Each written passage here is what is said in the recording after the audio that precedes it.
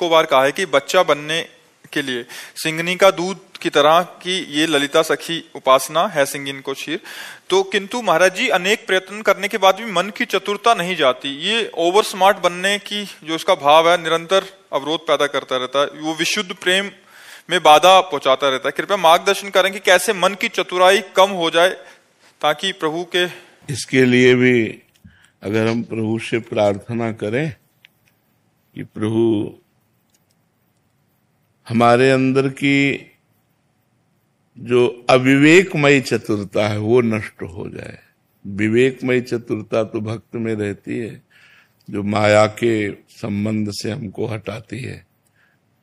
अविवेकमयी चतुरता जो हमें माया में बांधती है और हम अपने को ज्ञानी समझते हैं, माया में बांधती। जैसे कौन ऐसा नहीं कि जिसको पता नहीं कि ये पाप कर्म है फिर भी करता है। तो जब आपको पता है तो आपने क्यों किया? बोले हम नहीं चाहते थे फिर भी हो गया। मतलब अज्ञान, अज्ञान की प्रवीणता। मतलब चोरी बड़ी सफाई से, ईमानदारी से बेईमानी, ईमानदारी से बेईमानी मतलब बहुत सफाई से झूठ बोलना, बहुत सफाई से बेईमानी करना, ये बहुत सफाई से अपने साधन को चौपट कर देना। और हम समझते हैं कि साधक है। कामना, ममता, आसक्ति, मोह आदि में बड़ी सफाई से हम अपने को भ्रष्ट कर देते हैं। तो ये जो अविवेक रूपी चतुरता है ये नष्ट हो जाए। हे भगवान मुझे सहज स्वभाव दीजिए। हे भगवान मेरे अंदर वो विवेक प्रदान कीजिए जिससे मेरा अहंकार नष्ट हो जाए। अहंकार में ही बड़प्पन है। अहंकार नष्ट हो जाता है ना तो फिर सब बात बन जाती है।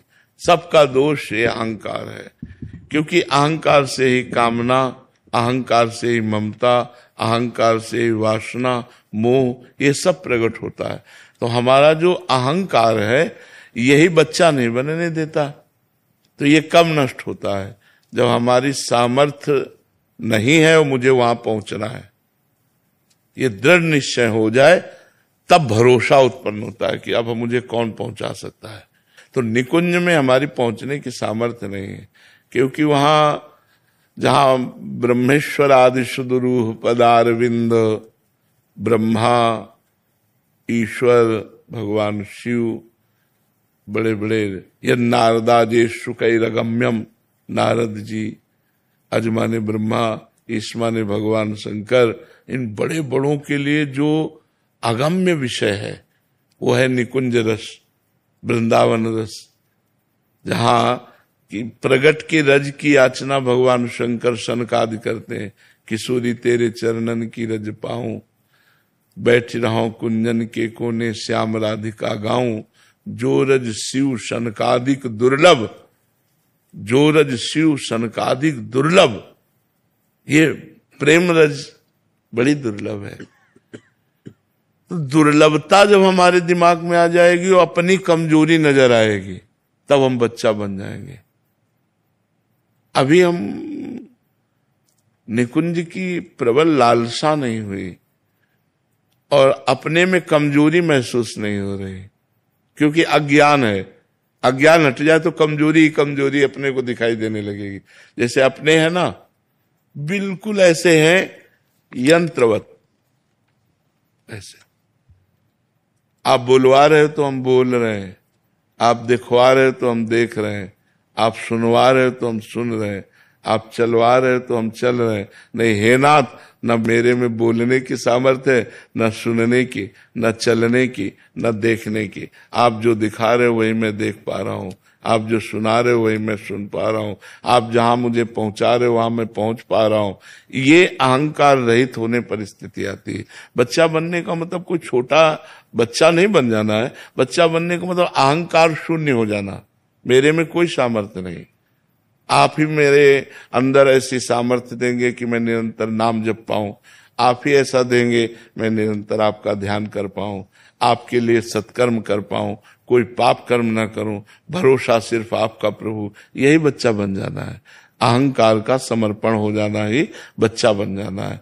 तो हमें लगता है यदि हम भगवान से प्रार्थना करें और नाम जप करें तो हमें ऐसी परिस्थिति में डाल दिया जाएगा कि हम खुद देख पाएंगे कि हम किसी काबिल नहीं।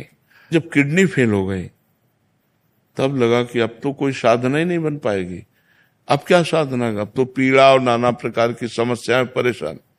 तब असली में हाथ शरणागति के तब अंदर से उठे कि प्रभु अब तो केवल भरोसा आपका है, ना कोई साधन ना कोई भजन, क्योंकि अब शरीर में पीड़ाएं हैं, शरीर में समस्याएं हैं। प्रभु मन इन समस्याओं में लग जाएगा, वो भजन करेगा नहीं। नाथ अब तो केवल आपका भरोसा है। बस जे ही प्रभु का भरोसा दृढ़ हुआ, सब बात बन गई, सब बात बन गई। तो हमें लगता है अहंकार भगवान के चरणों में समर्पित हो जाना और भगवान से सहज में अपनापन हो जाना और भगवान पर दृढ़ विश्वास हो जाना, यही बच्चा बन जाना है, यही बच्चा बन जाना है। जी शिवेंद्र सिंह जी। राधे राधे महाराज जी। महाराज जी, भगवान के प्रति सच्चे प्रेम की भावना क्या होती है और उनकी आराधना करने का सही तरीका क्या है फिर? सच्चे प्रेम की भावना जिया ना जाए, भगवान के बिना जिया न जाए, सच्चे प्रेम की भावना होती। जब से तुम बिछुरे प्यारे कबहु न पायो चैन, दरस बिन दुखन लागे नैन। सच्चे प्रेम की भावना ये कि उनके सिवा कुछ अच्छा न लगे। नहीं खान पान ते भावे है, नहीं कोमल वसन सुहावे है, सब विषय लगे ते खारा है, हरि आशिक कामक न्यारा है। नारायण हरि भजन में पांचों न सुहात, विषय भोग निद्रा हंसी जगत प्रीति बहुबात। निद्रा हंसी जगत प्रीति बहुत बात करना, विषय भोग भोगना, ना अच्छे वस्त्र अच्छे लगते हैं, ना अच्छा भोजन अच्छा लगता है। बस एक अंदर पीड़ा, जैसे कोई दिल को मसला करे, कब मिलोगे, कैसे मिलोगे। कभी वो चिल्ला के रो पड़ता है। अगर उसको कभी शांति मिलती तो भगवान की कथा सुनने में मिलती है, भगवान के नाम जप में मिलती है, भगवान के नाम कीर्तन में मिलती है, और व्याकुलता बढ़ती चली जाती है। अगर हम निरंतर नाम जप करें, जैसे आपने साधन पूछा, तो प्रेम का जो साधन है, संपूर्ण साधन, कैसे प्रेम प्रकट हो। शांतिरव्यर्थ कालत्वम विरक्तिर्मान शून्यता, आशा बंधा समुत्कंठा नाम गाने सदा रुचि, आसक्तिस्तद गुणाख्याने प्रीतिस्तद वसति स्थले इत्यादयोनुभावास्यात् स्यूत भावांकुरे जनाहा। अगर ये लक्षण आ रहे हैं तो जान लो कि प्रेम प्रकट होने वाला है। भावांकुरे जना, अब भाव का अंकुर उदय होने वाला है, प्रेम का अंकुर उदय होने वाला है। क्या बोले? शांति। बहुत ध्यान से सुनो सब लोग, ये परमार्थ की बातें, अध्यात्म की बातें हैं, ये बहुत दुर्लभ है।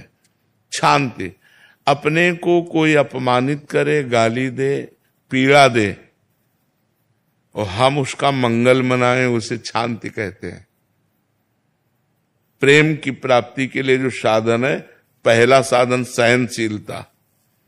इतना सहनशील हो कि आपको कोई गाली दे, आपका कोई बुरा करे और आप उसका अच्छा करो, अच्छा बनाओ। भगवान आपका स्वास्थ्य ठीक रखे, आपकी बुद्धि शुद्ध रखे, आपको कभी दुख न पड़े। ये उसके लिए जो मुझे गाली दे रहा है, मेरा अपमान कर रहा है, मुझे दुख दे रहा है, मेरा हृदय उसके लिए मंगल मना रहा है। ये शांति। और अव्यर्थ कालत्वम, दूसरा नंबर, अव्यर्थ कालत्वम। एक भी मिनट भगवान के भजन से खाली ना जाए। कभी कथा सुन रहे हैं, कभी भगवान के लिए कर्म कर रहे हैं, भगवान का स्मरण कर रहे हैं। भगवान को एक मिनट भी ना भूलें, एक मिनट भी समय व्यर्थ ना जाए प्रेम प्रकट करने के लिए। अव्यर्थ कालत्वम। तीसरा, विरक्ति, लोक परलोक के भोगों से वैराग्य हो, कुछ अच्छा ना लगे। विरक्ति, न इस लोक के न सुने हुए परलोक के, समस्त भोगों से वैराग्य हो।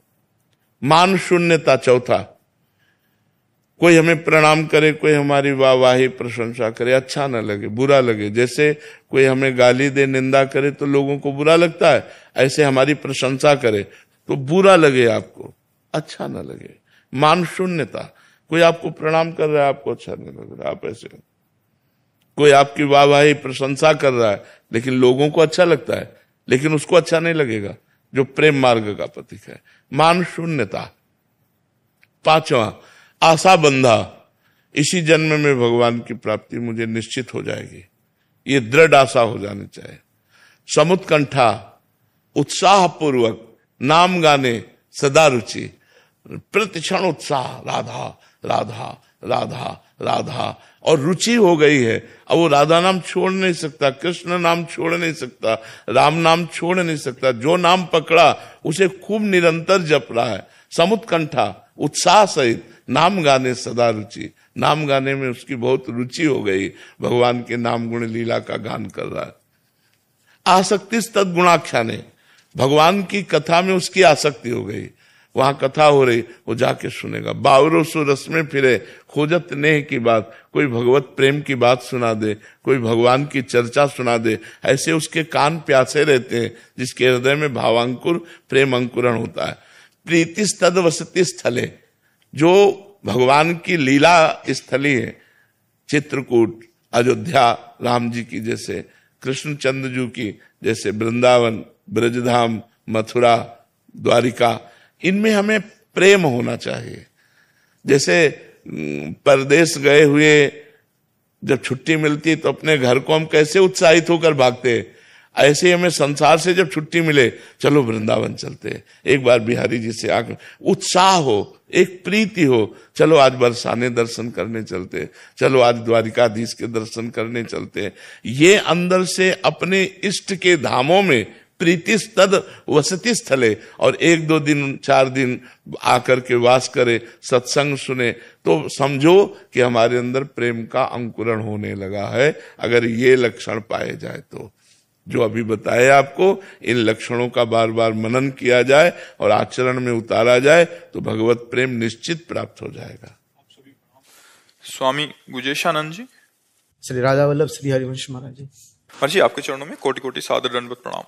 महाराज जी, आपने कुछ दिन पूर्व सत्संग में मन की भिन्न भिन्न अवस्थाओं में किस प्रकार की साधना करके मन को भजनामुखी बनाना चाहिए उसका वर्णन किया था। जैसे सत्वगुण का भाव मन में है तो जब ध्यान करना चाहिए, रजोगुण का भाव तो मन को किसी क्रियाओं में लगा देना चाहिए, इत्यादि इत्यादि।